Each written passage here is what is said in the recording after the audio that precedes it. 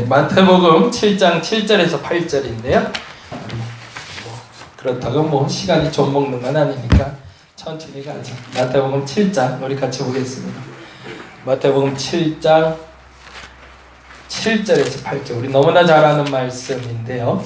우리 다 성경 말씀 보실 때마다 암송할 수 있는 것은 늘 암송하시기 바랍니다. 그래서 여러분이 기도할 때나 문제가 발생할 때마다 그 말씀이 여러분에게 힘이 되어줄 겁니다. 우리 7절 8절인데 제가 먼저 선창하고 여러분 같이 해주실까요? 구하라 그리하면 너희에게 주실 것이요 찾으라 그리하면 찾아낼 것이요 문을 두드리라 그리하면 너희에게 열릴 것이니 구하는 이마다 받을 것이요 찾는 이는 찾아낼 것이요 두드리는 이에게는 열릴 것이니라.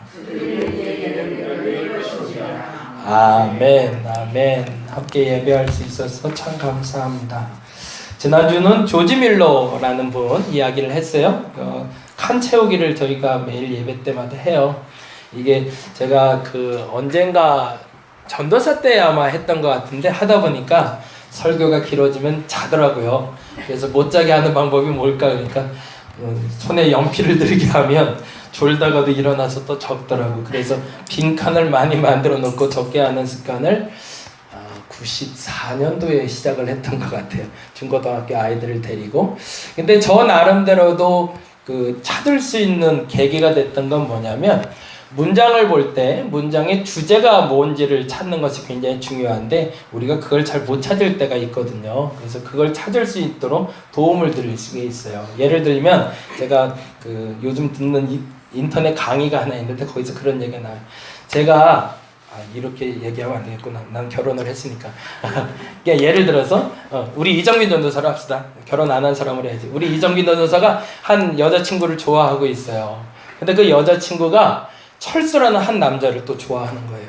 그러면서 이제 와서 이정민 전도사한테 말하기를 야, 철수 참 괜찮은 애다 라고 얘기를 하는 거예요. 그러면 이정민 전도사는 어떻게 얘기해야 될까요? 철수? 좋지. 괜찮은 애야. 그런데 걔는 나쁜 애야. 그리고 엄마 아빠한테 되게 못해. 그러면 지금 하고 싶은 얘기는 뭐예요? 철수가 좋은 애예요? 엄마 아빠한테는 못하는 애예요? 아니면 철수는 나쁜 애? 이 얘기를 하고 싶은 게 요지잖아요. 근데 어느 날 와서 또 묻는 거예요. 근데 철수 되게 좋은 애다. 그랬더니 또 이제 이정민 선생님이 얘기를 해야 되죠. 기분은 나왔으니까. 그래 철수 좋은 애야. 근데 걔 나빠. 그래서 엄마 아빠한테 되게 못해. 그러면 이 얘기의 주제는 뭐죠? 엄마 아빠한테 못하는 거예요. 무슨 얘기인지 이해가 되시나요? 철수가 좋은 애야 원래.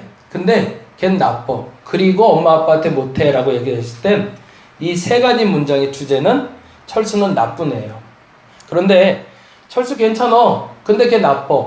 그래서 엄마 아빠한테 못해 라고 했을 때 지금 하고 싶은 얘기는 철수는 나쁜 애기 때문에 엄마 아빠한테 못하는 아이인 걸 얘기하고 싶은 거죠. 성경을 읽을 때도 마찬가지로 성경은 큰 줄거리와 이야기로 구성이 됩니다. 근데 그러다 보니까 전체를 이해했다고 생각하지만 그 설교 내에 진짜 주제어, 그 단어를 찾아내지 못할 때가 있어요. 그러면 바로 듣고 간 게 아니라는 얘기입니다. 앞서 말씀드린 대로 철수가 나쁘다는 걸 듣고 가는 사람이 있고 철수는 나쁘기 때문에 부모에게 잘 못한다는 걸 듣고 가는 사람이 있는 거죠. 정답은 부모에게 못한다는 건데 그리고 나는 들었다고 생각하는 거예요. 그러고 나서 살아보니까 안 되는 거죠. 왜? 잘못 듣고 갈 겁니까? 한번 점검해 보시기 바랍니다. 그래서 이 주제어를 찾을 수 있도록 해드리기 위해서 빈칸을 놓은 거니까요. 한번 찾아보면서 적도록 하겠습니다. 조지 뮬러. 집사람하고 얘기하다 그 얘기했는데 이분이 독일 사람이니까 조지 뮬러가 아니라 게오르그가 맞을 것 같아요. 게오르그 뮬러라고 쓰는 게 맞을 것 같고 독일에서 출생한 사람입니다. 그 앞에는 문제아였던이라고 적으시면 됩니다. 문제아. 그를 문제아로 만들었던 것은 이거 가지고 갔어요? 네네네. 볼펜을 갖다가 적으시기 바랍니다. 네.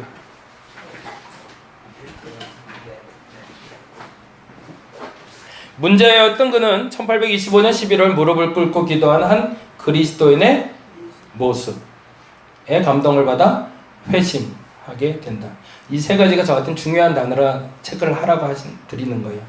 문제였지만 그를 변화시킨 건 무릎 꿇고 기도하는 한 사람의 모습이었고, 그 모습을 통해서 그는 회심했다는 겁니다.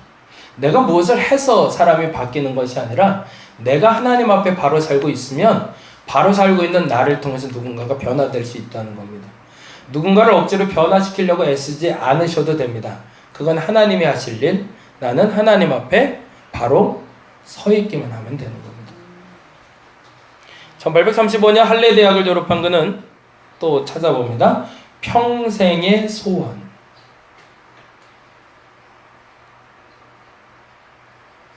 평생의 소원이던 선교사의 삶을 포기하고,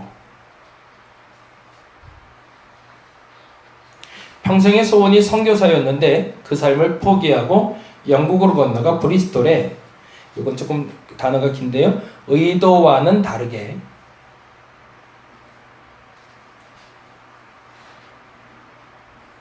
한 곳에서 40년을 머물며 보아원을 세워 2,000명이 넘는 고아들을 기도로 양육했습니다. 재밌죠? 나는 평생을 돌아다니면서 말씀을 전하고 싶었는데 하나님 묶어 놓으신 거죠. 아무데도 못 가게. 고아들이 24시간 나오고 있어야 되니까. 고아의 뜻이 뭐예요? 고아는 부모가 없다는 뜻도 있지만 갈 곳 없는 아이들. 누군가의 보호가 없으면 아무것도 할 수 없는 존재들. 옛날 우리 윤권사님은 기억나시면 6.25 동단 끝나고 나서 고아들이 많이 있었잖아요. 근데 고아들뿐만 아니라 고아원에 부모가 있는 아이들도 가 있었다며요. 먹을 게 없으니까. 근데 고아원 가면 먹을 걸 주니까. 그래서 보내는 경우들이 종종 왕왕 있었다고 합니다. 그런 아이들이니까 애들이 하루라도 안 먹으면 안 되니까 난 떠날 수가 없는 거예요. 나는 의도하지 않고, 의도는 마음껏 돌아다니고 싶은데 돌아다니지 못하게 꽁꽁 묶어 놓으신, 그게 이제 게오르그 뮬러라는 분입니다. 그 다음, 그런데 1875년 은퇴, 이제 다 했어, 살 만큼 살았어, 이젠 끝내야지 라고 하는 그때에 70세가 되던 해 엉뚱하게도 그토록 원하던 선교사의 삶을 살기 시작합니다. 말도 안 되죠. 그동안 꽁꽁 묶어놨다가 이제는 안 할래 라고 그랬더니만 선교사로 이제는 내보내주시는 겁니다. 1898년 3월 10일 93세가 될 때까지, 이때까지 건강하시기 바랍니다, 다들. 그래서 70대까지 빨리빨리 애들 키우시고, 우리 안정명 원사님도 마음껏 자유의 삶을 93세의 일기를 소천하게 전 세계를 다니게 됩니다. 무엇이든, 이제부터 이제 중요한 단어인데요, 내가 하고 싶을 때 기도가 이루어지는 것이 아니라 무엇이든 뭐라고 적으면 될까요? 해야 할 때. 조지 밀러가 삶으로 배운 단어였습니다. 하나님은 내가 하고 싶을 때 기도를 이루어 주시는 분이 아니라 무엇이든 해야 할 때 이루어 주는 분이다. 그 훈련을 언제까지 배운 거죠? 40년 동안 고아원에서 배운 거죠. 그는 지금도 15만 명의 고아들에게 하나님의 사랑을 확인해 줬고 오늘날까지 고아의 아버지를 불리고 있습니다. 그래서 그의 설교문에는 이 내적인 음성이 담겨 있습니다. 내가 하고자 할 때, 하고 싶을 때 기도의 응답이 아니라 해야 할 때 주님은 응답하신다. 그래서 원칙이 있었습니다. 수많은 고아들을 먹여 살리는데 정부의 힘을 빌리지 않았고요. 한번 고민해 볼 필요가 있는 거죠. 그러니까 고아들을 돌보는 데 있어서 국가적인 정책이 있었으니까 눈먼 돈들이 있었을 거라고요.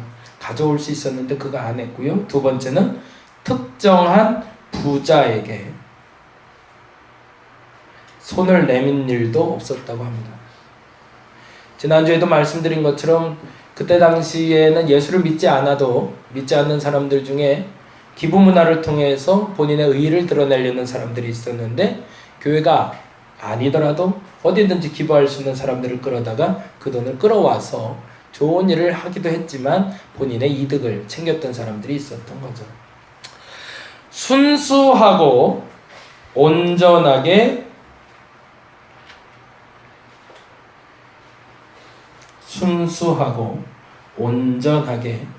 하나님 한 분만을 신뢰하고 기도해서 기도의 응답으로 매일 양식을 공급받게 됩니다. 그 예화는 여러분이 너무나 잘 알고 계실 거고요. 그러니까 그거는 자기가 하고 싶어서 응답받은 건가요? 해야 하니까 응답해 주신 거죠. 그의 한쪽 주머니에는, 저는 이게 참 좋아요. 그래서 제가 그 기도 노트 꼭 쓰시라고 부탁드렸는데, 그의 한쪽 주머니에는 기도 뭐가 있었을까요? 제목이 있었대요. 양복 한쪽 주머니에 기도 제목이, 다른 편 주머니에는 뭐가 있었을까요? 기도 응답이 있었대요. 그래서 한쪽 주머니에 있는 기도 제목은 항상 들고 다니면서 읽으면서 기도하고, 그리고 한쪽 기도 제목은 응답과 좀 넣어놓고, 그래서 이렇게. 그래서 5만 번을 그렇게 응답을 받았다고 얘기합니다. 이번 주는 기도를 들으시는 하나님이라는 조지 뮬러의 설교문을 같이 좀 나누려고 합니다. 기도를 들으시는 하나님의 보이는 기도의 원칙이 있습니다. 하나님께서는 그의 모든 자녀들에게 무한한 사랑으로 사랑하십니다. 그걸 믿으시나요? 이게 믿어져야 기도가 시작이 됩니다. 이게 지금 말씀드리는 거는 신념이 아닙니다. 신념은 내가 그렇게 믿겠다고 의지를 갖는 걸 말하고요. 하나님이 주시는 믿음으로 그냥 순수하게 믿어져야 됩니다. 하나님이 여러분을 사랑하십니다. 정말로 사랑하십니다. 근데 그 정도가 어느 정도냐면, 두 번째, 무한한 사랑이란, 하나님의 그 사랑이란 그의 아들 독생자를 주시는 것과 동일한 사랑입니다. 이것도 믿을 수 있어야 됩니다. 하나님 우리를 사랑하셔서 우리의 기도를 응답하시는데, 그거를 믿지 못하면 하나님이 내게 나쁜 걸 줄 거라는 생각도 들게 되겠죠. 근데 하나님은 나를 사랑하시기 때문에 가장 좋은 걸 주실 겁니다. 그 믿음의 시작은 하나님은 나를 사랑하신다. 근데 독생자를 줄 만큼, 아들을 주실 만큼. 두 번째, 당신의 자녀들 가운데 가장 연약하고 힘없는 자들도 사랑하십니다. 왜요? 조건 없는 사랑이니까. 힘있고 건장한 아이만 좋아하는 것이 아니라, 나를 닮은 아이만 좋아하는 것이 아니라, 예쁜 아이만 좋아하는 것이 아니라 가장 연약하고 힘없는 자도 동일하게 사랑하여 주십니다. 그리고 세 번째, 우리가 이 땅에서 처할 수 있는 모든 환경들의 조력자가 되어 주십니다. 이게 순서라는 거죠. 하나님은 우리를 사랑하시기 때문에, 근데 그 사랑은 독생자를 주시는 사랑인데, 그 사랑으로 나도 사랑하실 뿐만 아니라 가장 연약한 자도 사랑하십니다. 그래서 그 사랑 때문에 내가 힘들어하는 걸 싫어하신다는 거죠. 내가 불편해하는 걸 싫어하고, 내가 필요가 없어서 불평하는 모습을 싫어하신다는 겁니다. 그래서 하나님 채우신다는 거죠. 첫 번째 원칙은 하나님이 나를 사랑하신다는 것에 대한 분명한 믿음이 있어야 됩니다. 두 번째, 그의 뜻을 따라 무엇을 구하면 들어주시며 우리가 얻을 것을 알 수 있습니다. 요한일서 3장 5장 13절에 15절에 있는 건데요. 우리가 그의 뭐라고 적으면 될까요? 뜻을 따라 뭐라고 적을까요? 그 다음에 무엇이든 구해야 합니다. 이것은 구해도 되는 거니까 구하고, 이건 구하지 말아야 되니까 안 구하고는 내가 정하는 게 아니라는 거죠. 하나님이 정하십니다. 그의 뜻을 따라 무엇이든 구해야 됩니다. 그럼 뭐까지 구해야 되는 걸까요? 숟가락을 살까요 말까요도 원래 구해야 된다는 거죠. 하나님이 뜻이라면. 근데 하나님 뜻이 아니라면 그거 구하지 않고 내 마음대로 사도 되겠죠. 네. 그것을 우리가 연습할 필요가 있어요. 근데 이 뜻이라는 부분 때문에 사람들이 좀 실수들을 종종 하는데, 왕왕하는 이유가 뭐냐면, 무조건 기다려보는 사람, 그걸 믿음이 좋은 사람이라고 생각하는데 그건 착각입니다. 하나님은 준비된 것들 중에 선택할 수 있는 기회를 우리에게 주시는 것이지 빈 공백 상태에서 선택하라고 하시는 것이 아닙니다. 갈 길을 아는 사람에게 가라 하시는 거지 갈 준비도 안 되는 사람에게 가라 하시는 게 아닙니다. 그만큼 그럼 예를 들자면 아까 말한 대로 하면 숟가락을 사야 되는 게 고민이에요. 그러면 어떤 숟가락을 사야 될지를 많은 고민을 내가 먼저 해놔야 됩니다. 노숟가락을 살지 나무로 살지 동으로 살지 금으로 살지 은으로 살지 여러 가지 숟가락을 놓고 고민을 하라는 얘기입니다. 그러다가 어느 한순간에 하나님 이거다 라고 알려주면 그거 사라는 거죠. 준비되지 않은 자에게 응답은 없습니다. 아무것도 방치되어 있고 어디로 가오리까 이건 아니에요. 그러나 그 충분한 고민 가운데 하나님이 선택할 수 있는 길을 열어주신다는 거죠. 가장 좋은 것을 주실 겁니다. 그런데 그 가장 좋은 것이 내게 만족스럽지는 않을 수도 있습니다. 왜? 나는 다른 선택 조건을 가지고 있었기 때문에. 그러나 중요한 것은 뜻대로 구해야 됩니다. 두 번째, 그것이 무엇이든 주님은 들어주십니다. 왜요? 그의 뜻에 따라 구했기 때문에. 들어주신다는 것은 우리가 그것을 얻게 될 것을 알게 되는 것입니다. 이 부분은 우리가 이제 한번 점검하고 가야 돼요. 들어주신다는 것은 그것을 얻게 될 것이라는 미래형이죠. 그러면 아까 말한 대로 하면 숟가락을 사기로 했어요. 근데 숟가락을 사기로 결정이 됐어요. 그러면은 얻게 된 건가요? 얻게 될 건가요? 아직 안 샀으니까 아직은 얻지 않은 거예요. 근데 기도 응답 된 건가요? 안 된 건가요? 응답이 된 거죠. 기도 응답은 내 눈앞에 결과가 나타난 것을 기도 응답이라고 말하지 않습니다.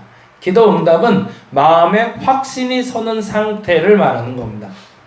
내가 기도했는데 하나님이 우리 교회를 부흥시켜 줄 걸로 믿습니다 기도했는데 마음이 불안해요. 그러면 아직 아닌 거죠. 근데 믿습니다 그런데 마음이 편해졌어요. 그런데 교회 부흥 그냥 아무도 없어요. 된 걸까요? 안 된 걸까요? 된 거죠. 그걸 우리는 믿음이라고 부릅니다. 얻게 될 것을 믿는 겁니다. 하나님 채울 거네? 근데 그 확신이 설 때까지 뭐 하라는 거죠? 계속 기도하라는 거죠. 그 불안이 사라질 때까지. 어느 순간에 사라질까요? 아무도 모릅니다. 근데 제가 한 가지 힌트로 알게 된 것은 절대적인 기준인데요. 그 마음이 온전해질 때. 이상한데요. 아무것도 내가 하려고 하지 않고 하나님이 100%될 거라는 확신을 줄 때가 있습니다. 그 느낌이라면 느낌인데요. 그 확신이 설 때가 분명 옵니다. 그때까지는 놓지 않고 기도하셔야 됩니다. 그럼 하나님 반드시 응답하십니다. 그 얘기는 조금 이따 할게요. 세 번째, 우리의 간구가 우리의 자신들의 선함이나 공적의 근거가 아닙니다. 이 또한 조지 밀러가 삶을 통해서 배운 거죠. 노력해봤더니 안 되거든요. 공부해봤는데 아무 소용이 없거든요. 근데 그 소용없다는 건 지금 당장이지 나중에 쓰게 되거든요. 전 세계를 돌아다니면서 그 언어적인 역할은 충분히 다 감당하게 되거든요. 보겠습니다. 과정은 오직 예수 그리스도의 이름으로 근거하여 시작됩니다.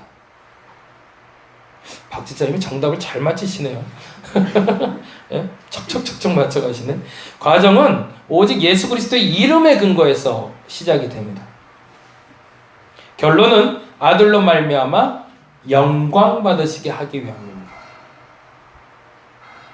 이 부분도 중요합니다. 그래서 마지막 열매가 뭐가 남는가를 중요하게 봐야 돼요. 마지막 열매를. 이 말을 조금 더 쉽게 표현하면 뭐냐면 흥부가 뭐 때문에 복을 받죠? 제비다리 고친 것 때문에 되잖아요. 그래서 놀부가 똑같이 제비다리를 고치죠. 근데 그 전에 한 일이 있죠. 건강한 제비를 잡아다가 다리를 부러뜨리잖아요. 그래서 결과가 나옵니다. 결과는 똑같아 보이죠. 어떤 결과죠? 둘 다 부자가 될 것처럼. 근데 결과가 그렇게 되지 않았습니다. 왜 그렇게 됐을까요? 순수한 의도와 동기가 아니었고 결과물이 제비를 사랑하는 마음이 아니라 내가 재산을 얻고자 하는 노력 때문이었죠. 굉장히 큰 차이거든요. 우린 기도해서 반드시 응답받습니다. 그 어떤 사람도 노력해서 응답받기도 해요. 결과물이 비슷해 보여. 근데 완전히 다르다는 거예요. 기도의 목적지가 내가 부를 위해서가 아니라 부를 통해서 하나님께 영광을, 이렇게 가면 이게 순서가 맞는 건데, 부를 얻는 목적이 종착역이면 그 기도는 하나님 대로 구하는 게 아니라는 거죠. 그런데 기도했는데 갑자기 이게 생겼어요. 그러면 이건 기도 응답일까요? 저는 그걸 저주라고 봐요. 그렇게 해서 돈이 많아지는 건 저주입니다. 그렇게 돼서는 안 됩니다. 되지 않을 것이 된 거기 때문에 여러분 위기를 느끼셔야 돼요. 기도도 안 했는데 갑자기 병이 났어요. 그럴 땐 조심하셔야 돼요. 앞으로 무슨 일이 있을지. 누군가가 중보해 줬을 수도 있어요. 근데 반면에 내게 또 다른 위기가 올 수도 있음을 나는 짐작할 수 있어야 됩니다. 그 다음 볼까요? 세 번째, 예수께 나아갈 때 예수를 믿는 죄인의 신분임을 알아야 됩니다. 이 부분도 굉장히 중요해요. 나는 죄인입니다. 근데 이건 새벽 예배 때 계속 말씀드렸지만, 그러다 보니까 사람들이 어떻게 돼요? 항상 수동적이에요. 그래서 착하게 살려고 애쓰기보다 죄 짓지 않으려고 애쓰게 되죠. 하나님 보시기에는 어떤 게 바른 태도일까요? 죄 짓지 않으려고 애쓰는 게 바른 태도인가요? 착하게 살려고 애쓰는 게 바른 태도인가요? 착하게 살려고 애써야지. 죄인인 건 알겠어요. 죄인인 건 알아요. 그러면 그래서 이제 죄 짓지 않으려고 애쓰는 것보다, 웅크리고 앉아있는 것보다, 그래서 착하게 살려고 애쓰는 나를 바라보고 계십니다. 개념이 완전히 다른 거예요. 하나는 수동태고 하나는 능동태예요. 똑같이 착하게 사는데 결과는 어떻게 되냐면, 이 사람은 한정된 역할만 감당하게 돼요. 죄 짓지 않으려는 사람들은. 내가 말하면 죄 짓지 않을까? 그래서 말 안 해요. 내가 봉사하다 누구에게 상처 주지 않을까? 그래서 안 해요. 죄는 안 지어요. 착해요. 근데 하나님이 썩 기뻐하는 모습은 아니에요. 누군가 상처 줄 수도 있어요. 그런데 말해요. 봉사하다가 부딪힐 것 같기도 해요. 근데 봉사해요. 그걸 더 원하신다는 거죠. 수동보다 능동을. 똑같이 착하게 살아도. 죄인임을 인정하는 건 전제가 되지만, 죄인으로서 약하게 살지 강하게 살지를 선택하라는 겁니다. 그 다음 네 번째요. 우리의 기도를 응답하신 하나님의 능력과 자발성을 향한 믿음을 갖는 것입니다. 지금 써있는 이 단어들은 그 뮬러 목사님의 글에서 끌어온 단어들입니다.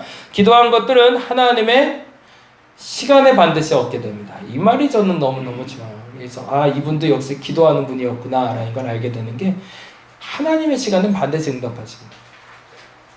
두 번째, 하나님 마음에 합당한 것만이 우리에게 유익합니다. 이 말이 멋지죠. 하나님 마음에 합한 것만이 내게 유익한 겁니다. 내 마음에 합한 것이 유익한 게 아니라는 거죠. 세 번째, 우리는 인내를 가지고 그래서 기다려야 되는 겁니다. 얼마나 인내를 가질까요? 재미난 건 오늘 본문에 보면 구하라 주실 것이요, 찾으라 찾을 것이요, 두드리라 그러면 열릴 것이다 라고 되어 있는데, 공통적으로 세 가지 결과물로 얻어지는 건 나오지만 없는 게 있어요. 그게 뭘까요? 응답의 시간이 없어요. 구하라 주실 것이요, 찾으라 찾을 것이요, 두드리라 그러면 열릴 것이요. 언제? 그거 없어요. 그건 하나님의 것이라는 거죠. 시간은 하나님의 몫입니다. 전 그 시간이라는 단어를 굉장히 좋아하는데, 그래서 예로 이런 얘기를 합니다. 동일한 시간 혹은 동일한 날에 응답받은 경우가 약 3만 개 정도가 됐대요. 본인이 이렇게 양쪽 주머니에 나와서 보니까 아침에 가서 이 기도를 해야지 라고 적어갖고 왔는데, 저녁에 보니까 이쪽에 와 있는 거죠. 이야, 이거 기가 막히다. 얼마나 재밌어요? 새벽 예배 때 한번 해보시면 새벽에 떠오르는 기도 제목들을 쭉 적어보세요. 그럼 한쪽 주머니에 넣고 다니면서 수시로 기도하면, 하나님 이거 주세요, 이거 주세요, 이거 주세요. 근데 저녁에 와보니 이 주머니에 있던 게 일로 와 있는 거죠. 이게 얼마나 재밌어요. 이런 경험들 해보시기 바랍니다. 그리고 이게 쌓이면 뭐가 되는 거죠? 기도 응답의 노하우가 생기는 거죠. 이럴 땐 이렇게 기도하면 되는구나. 소소한 것부터 시작해 보시면 됩니다. 그런데 1866년 6주 동안 기도한 회신자의 소식을 듣게 되었습니다. 길게는 6주 동안 기도해온 회신자의 소식이라는 게, 제가 이 단어를 좀 오해하게끔 썼는데, 6주 동안 지금까지 기도해온 회신자들이 돌아왔다. 그러니까 그동안 기도했던 사람들이 돌아왔던 소식을 6주 동안 듣게 됐는데, 그 6주 동안 2년에서 3년 기도한 사람이 1명 돌아왔고요. 3년에서 4년 기도한 사람이 또 하나 들어왔고 15년 기도했던 사람이 하나가 돌아왔고 20년 기도했던 사람이 하나가 돌아왔대요. 그 6주 동안. 그 6주 동안 하나님의 응답이 쏟아지기 시작했던 거죠. 얼마나 감사했겠어요. 야, 2년 만에 저 사람이 회심했네. 3년 만에 회심했네. 15년 만에 드디어 회심했네. 20년 만에 회심했네. 그러면 뭐 했다는 그 이름을 그때까지도 갖고 있었다는 거죠. 계속. 잘 들어보세요. 그 다음에 적어봅니다. 2만여 번 기도하고 반드시 응답받는다는 완전한 믿음의 확신을 갖게 됐대요. 몇 번 만에요? 2만 번 만에. 몇 번 응답받으셨나요? 지금까지 살면서? 왜 난 기도에 대한 확신이 없을까요? 기도 응답을 받아본 경험이 많지 않기 때문에 그렇습니다. 이 경험이 쌓이면 언제나 지금 말씀드린 것처럼 반드시 응답받는다는 완전한 믿음을 갖게 된다는 거죠. 해보니까 되더라는 거예요. 근데 원칙은 뭐예요? 내가 하고 싶은 게 아니라 이상하지만 하나님이 하고 싶을 때 채우더라. 그러면 나는 끊임없이 뭘 찾으면 될까요? 하나님 언제 주실까? 하나님 언제 좋아하실까? 그걸 놓고 계속 기도 제목을 들고 다니라는 거죠. 그래서 들고 다니면서 이 주머니가 이 주머니로 가게 해달라고 계속 기도하면 되는 거죠. 단순한 건데 왜 안 할까? 그렇죠? 해보자는 거죠. 그 다음에 그렇게 해가지고 11년 반을 기도한 사람이 마침내 또 돌아온 경우도 있다고 합니다. 11년 반이랍니다. 그리고요 1884년에 기도했던 기도의 기록이 있는데 11월에 5명의 회심을 위해서 기도를 시작했다고 합니다. 1844년에 하루도 빠짐없이 기도했대요. 이 기도법은 나중에 아마 조지 밀러의 책을 보면 이제 알게 될 텐데 하루도 빠짐없이 기도했다는 건 정시에 정한 장소에서 했다는 것이 아니라 스스로 생각날 때마다 기도했다는 얘기입니다. 계속 기도. 우리 이정민이 위해서 기도해. 이렇게 했다는 거예요. 그냥 떠오를 때마다. 하루도 빠짐없이 기도했는데 첫 사람은 몇 개월 만에 18개월 만에 돌아왔고 한 사람은 5년 만에, 한 명은 6년 만에, 그리고 2명은 아직도 기도 중인데 몇 년째? 36년째 기도 중이래요. 해볼 만한 거죠. 그렇죠? 근데 지루할 수도 있겠죠. 그러니 40년 동안 그를 사용하신 주께서 이젠 이 표현이 멋있죠. 어디 내놔도 걱정이 안 되는 거죠. 이 사람 어디 가도 기도로 먹고 살겠다. 하나님 생각이. 저와 여러분이 그렇게 되었으면 좋겠습니다. 그리고 저와 신앙생활하는 분이 제 마음에 그랬으면 좋겠어요. 파송할 때 이제 어디다 놔도 기도로 먹고 살겠다 저 사람. 저와 함께 신앙생활하는 사람에게 그 소리를 들을 수 있기를 간절히 기도해 봅니다. 저 사람 어디 가든 기도로 먹고 살겠네. 걱정 안 되네. 요약해 봅니다. 3가지로 요약할 건데요. 언제 기도를 시작하는 게 좋을까요? 적어보겠습니다. 감동이 임하면 그날 바로 시작하시기 바랍니다.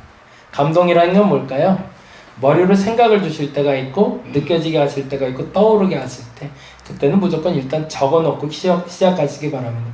인간의 기억력이 한계가 있어요. 그래서 노트로 적는 연습 하시는 게 굉장히 중요합니다. 그래서 이름이나 단어를 적어놓고 여러분이 기억할 만한, 그래서 웨슬리 목사님은 일기를 썼는데 일기에 암호로 썼어요. 남들이 보지 못하게. 그래서 그 암호를 지금 열심히 해독해내고 있거든요. 특별한 뭐 의미가 있을까? 별거 없어요. 근데 나만 알아들을 수 있는 단어들이었던 거예요. 그리고 그것이 기도의 응답으로 연결되더라고요.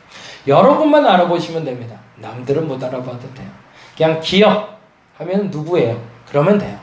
근데 그거를 지속적으로 끊임없이 하나님의 때에 이루어질 수 있도록.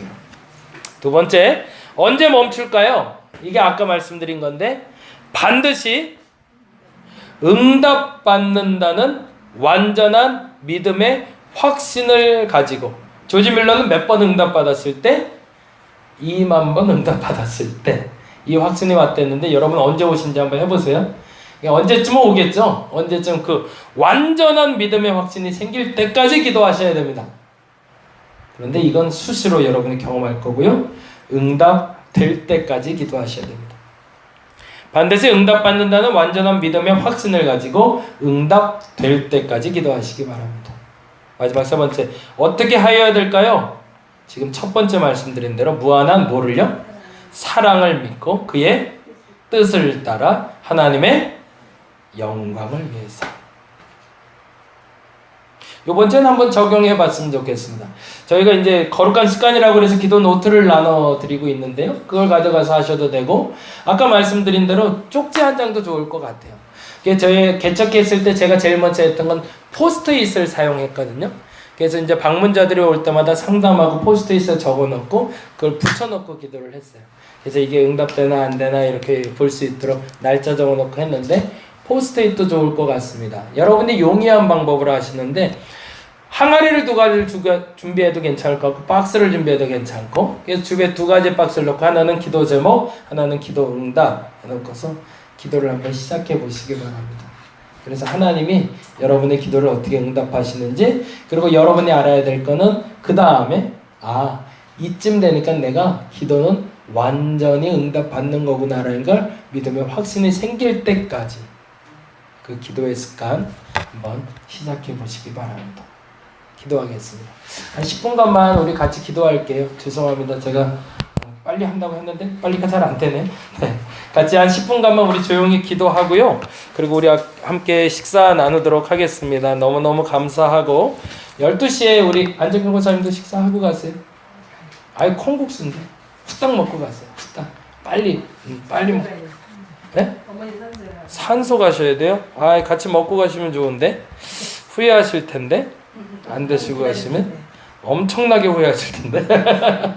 네, 우리 잠깐 기도하는데 잠깐 먼저 제가 기도하고 다 같이 기도하겠습니다. 하나님 감사합니다. 기도의 응답을 위해서 우리가 노력하게 하여 주옵소서. 하나님 내 기도 응답하십니다. 내 기도 듣고 계십니다. 내 기도와 함께하고 계십니다. 그 분명한 믿음을 가지고 오늘 기도의 문을 열게 하여 주시고 짧은 시간이지만 집중하여 기도할 때 하늘의 문을 열어 주시옵소서. 감사합니다. 고마우신 예수님 이름으로 기도드렸습니다. 같이 기도하고